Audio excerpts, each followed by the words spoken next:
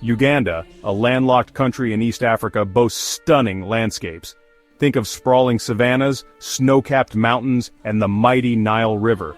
The British called it the Pearl of Africa, recognizing its natural beauty and potential. Before Idi Amin seized power, Uganda had a vibrant cultural scene and a growing economy. People were hopeful for the future, but this hope would soon be crushed under the weight of a brutal dictatorship. Amin, a former military officer, used his position to overthrow the elected government in 1971. He promised stability and prosperity. However, his true intentions were far more sinister. His rule marked the beginning of a dark chapter in Ugandan history.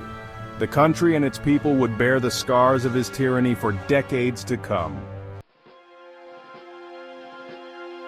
Idi Amin was a charismatic but ruthless man. He rose through the ranks of the Ugandan army, eventually becoming its commander. In 1971, while President Milton Obote was attending a Commonwealth conference, Amin staged a coup. He seized control of the government and declared himself president. Initially, there was some support for Amin. People were tired of Obote's corrupt regime. However, this support quickly waned as Amin's true nature became apparent.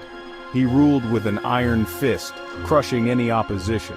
His paranoia grew, and he became increasingly brutal, targeting anyone he perceived as a threat.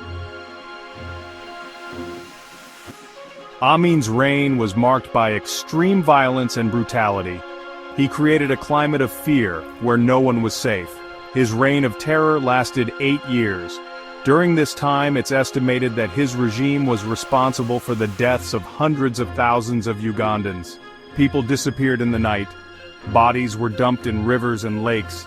The lucky ones managed to escape to neighboring countries. Beyond the brutality, Amin was known for his erratic behavior and bizarre pronouncements. He declared himself King of Scotland and claimed to have supernatural powers. He expelled all Asians from Uganda, accusing them of controlling the economy. Stories circulated of Amin keeping the heads of his enemies in his refrigerator. Whether true or not, these stories added to the aura of fear and madness that surrounded his rule. In 1979, Amin's reign of terror finally ended. A combination of Ugandan exile groups and the Tanzanian army overthrew his regime. He fled to Libya and later Saudi Arabia, where he lived in exile until his death in 2003. He never faced justice for his crimes. Amin's rule left Uganda in ruins. The economy was shattered, and the social fabric of the country was torn apart. The trauma of his reign continues to affect Ugandan society today. Yet despite the horrors they endured, the Ugandan people showed remarkable resilience. They began the long and difficult process of rebuilding their country. They worked to heal the wounds of the past and create a better future for themselves and their children.